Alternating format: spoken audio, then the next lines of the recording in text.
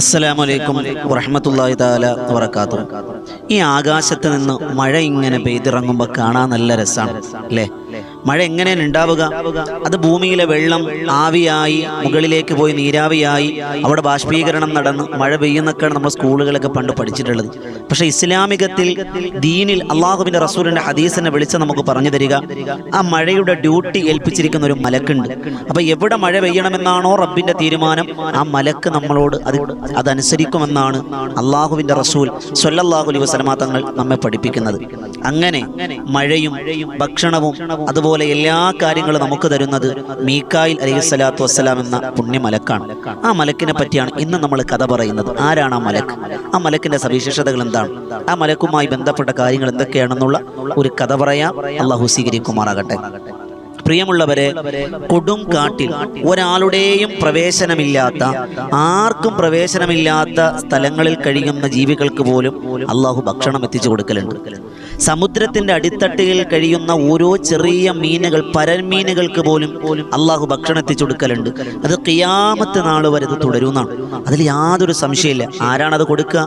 അത് മഹാനായ മീകായിൽ അലൈഹിസ്സലാത്തു വസ്സലാം എന്ന മലക്കാണ്.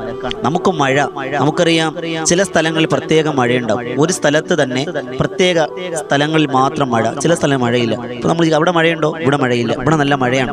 അങ്ങനെ നമ്മൾ വ്യത്യസ്തമായ സ്ഥലങ്ങളിൽ ഒരേ സമയത്താണ് മഴ പെയ്യിക്കുന്നത് മഹാനായ മീകായിൽ അലൈഹിസ്സലാത്തു വസ്സലാമാണ്. അള്ളാഹുവിൻ്റെ മലക്കുകൾ കോടാനുകോടി മലക്കുകളുണ്ട്. ആ മലക്കുകളുടെ നേതാക്കന്മാരെ 4 പേരാണ്. ഒന്ന് ജിബ്രീൽ അലൈഹിസ്സലാം, 2 മീകായിൽ അലൈഹിസ്സലാം, 3 ഇസ്റാഫീൽ അലൈഹിസ്സലാത്തു വസ്സലാം, 4 അസ്റായിൽ അലൈഹിസ്സലാത്തു വസ്സലാം. ഈ 4 മലക്കുകളെ കുറിച്ച് ഇൻഷാ അല്ലാഹ് ഓരോ ദിവസം നമ്മൾ ചർച്ച ചെയ്യും. അള്ളാഹു പഠിക്കാൻ ഭാഗ്യം തരട്ടെ. അവരുടെ കഥ നമുക്ക് കേൾക്കാം. നിങ്ങൾ ഇതുപോലെ നല്ല നല്ല കഥകൾക്കായി ഈ ബദറിൻ തീരം ചരിത്ര കഥകൾ എന്ന മനോഹരമായ ചാനൽ സബ്സ്ക്രൈബ് ചെയ്യുക. ഓരോ ദിവസവും വ്യത്യസ്തങ്ങളായ കഥകളിലൂടെയാണ് നമ്മൾ സഞ്ചരിക്കുക. അള്ളാഹു സ്വീകരിക്കുമാറാകട്ടെ. കുറഞ്ഞ സമയം 10 മിനിറ്റിനുള്ളിൽ ഒതുങ്ങി നിൽക്കുന്ന കഥകളാണ് നമ്മൾ പറയുന്നത്. മഹാനായ മീകായിൽ അലൈഹിസ്സലാത്തു വസ്സലാം മലക്കുകളുടെ നേതാക്കന്മാരിൽ ഒരാളാണ്.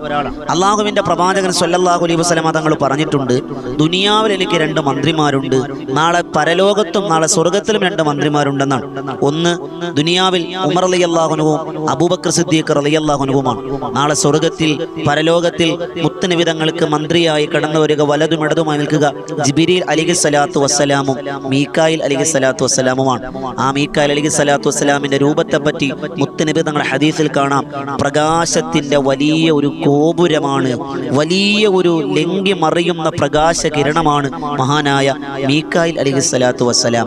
ഒരു ചിറക് കിഴക്കൻ ചക്രവാളത്തിലാണ്, മറ്റേ ചിറക് പടിഞ്ഞാറൻ ചക്രവാളത്തിലാണ്.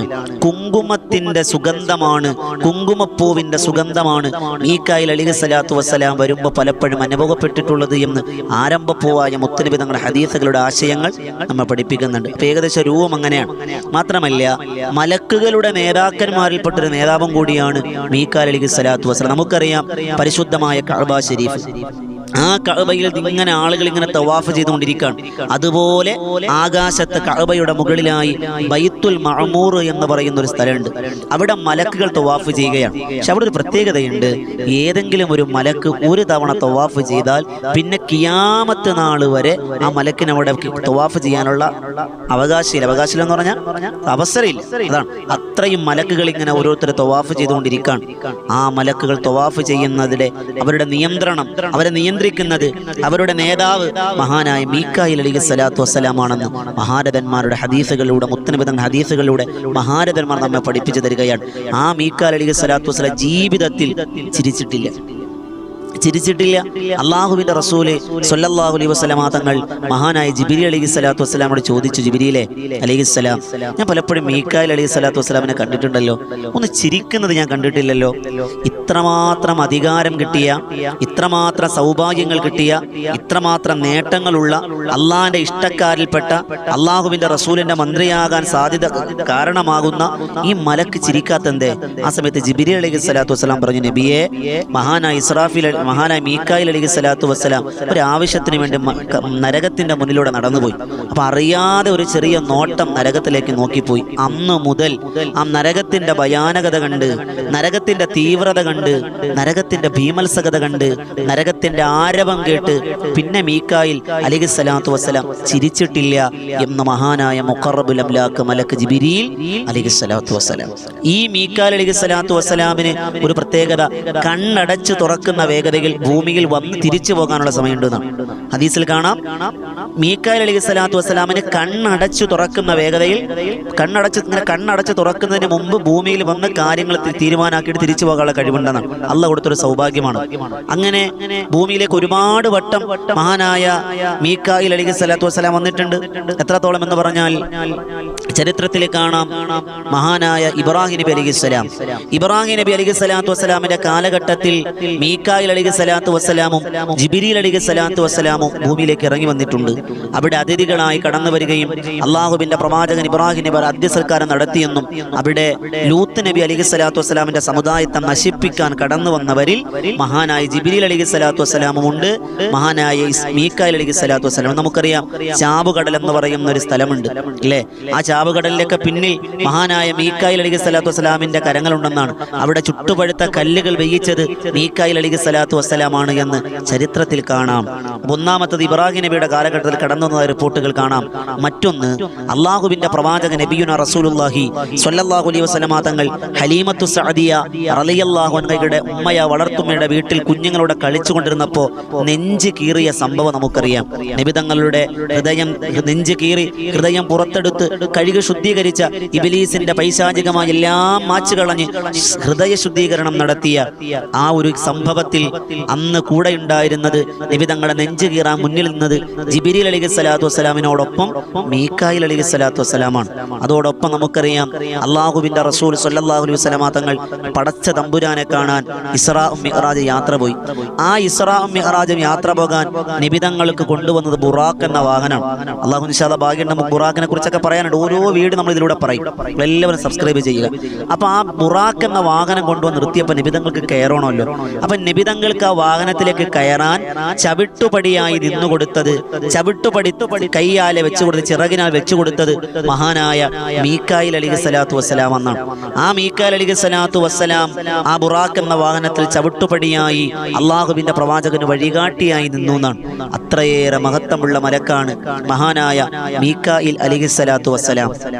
ആ മീക്കായിൽ അലൈഹി സ്വലാത്തു വസ്സലാം അള്ളാഹുവിന്റെ പ്രവാചകൻ നബിയുന റസൂലുള്ളാഹി സ്വല്ലല്ലാഹു അലൈഹി വസല്ലമ തങ്ങളെ വല്ലാതെ ഇഷ്ടപ്പെടുകയും നിബിതങ്ങളും വല്ലാതെ ഇഷ്ടപ്പെടുകയും ചെയ്തു എന്നാണ്. അള്ളാഹു റബ്ബ് സുബ്ഹാനഹു വ തആല പരിശുദ്ധമായ റമദാൻ 27 ലൈലത്തുൽ ഖദ്റിന്റെ രാവ്, 27 രാവ് എന്നാണോ അന്ന്, 27 രാവ് 27 അന്ന് ആകണമെന്നില്ല, എന്നാണോ ലൈലത്തുൽ ഖദ്ർ അന്ന് ഒരു വർഷത്തെ ബഡ്ജറ്റ് അള്ളാഹ് അവതരിപ്പിക്കുന്ന. ഈ മനുഷ്യന് എത്ര ഭക്ഷണം കൊടുക്കണം, ഈ മനുഷ്യന് എത്ര വെള്ളം കൊടുക്കണം, ഈ മനുഷ്യൻ എത്ര ധാന്യങ്ങൾ തിന്നണം, ഈ മൃഗം എത്ര തിന്നണം, ഈ പക്ഷി എത്ര തിന്നണം, എവിടെ മഴ പെയ്യണം, എവിടെ മഴ പെയ്യണ്ട, എവിടെ കാറ്റടിക്കണം, എവിടെ ഇടിവെട്ടണം, എവിടെ മിന്നലെറിയണം, ഇതെല്ലാം റബ്ബ് ഒരു വർഷത്തെ ബജറ്റ് ഇങ്ങനെ അവതരിപ്പിക്കും. അപ്പൊ മീക്കായിൽ അലൈഹി സ്വലാം രേഖപ്പെടുത്തും. എന്നിട്ട് അതനുസരിച്ച് സമയത്തിനനുസരിച്ച് അതുകൊണ്ട് കൊടുക്കുമെന്നാണ്. അള്ളാഹിന്റെ റസൂലിനോട് മീക്കായിൽ അലൈഹി സ്വലാത്തു വസ്സലാം പറഞ്ഞു, നബിയെ ഓരോ മഴ പെയ്യുമ്പോൾ നബി തങ്ങൾ പറഞ്ഞു, മഴയെ നിങ്ങൾ കുറ്റം പറയരുത്, മഴയെ നിങ്ങൾ കുറ്റം പറയരുത്. എന്തേ കാരണം? ഒരു വെള്ളം ഇങ്ങനെ വീണപ്പോൾ എന്താ നമ്മളെ കുറ്റം പറഞ്ഞപ്പോൾ എന്താ പ്രശ്നം എന്ന് ചോദിക്കുന്നവരുണ്ട്. നബി തങ്ങളോട് മീക്കായിൽ അലൈഹി സ്വലാത്തു വസ്സലാം, നബിയെ ഞാനാണ് മഴയെ റബ്ബിന്റെ കൽപ്പനയോടുകൂടി ദുനിയാവിലേക്ക് ഇറക്കി വിടുക. ഓരോ തുള്ളി വെള്ളത്തിനോടൊപ്പം ഓരോ മലക്കുണ്ട്. നമ്മൾ ശ്രദ്ധിച്ചിട്ടുണ്ടാ? നമ്മൾ വീട് വാർത്ത് നമ്മൾ കോൺക്രീറ്റ് വീട് വാർത്ത് നമ്മൾ വെള്ളം ഒഴിക്കും. അതിങ്ങനെ വെള്ളം ഒഴിക്കണമല്ലോ. നമ്മളൊരു 100 ബക്കറ്റ് വെള്ളം ഒഴിക്കുന്നതും ഒരു ചെറിയ മഴ പെയ്യുന്നതും രണ്ടും രണ്ട് വ്യത്യാസമുണ്ട്. നമ്മൾ വെള്ളം ബക്കറ്റിൽ കൊണ്ടുവന്ന് നിറച്ചിങ്ങനെ ഒഴിക്കാണ്.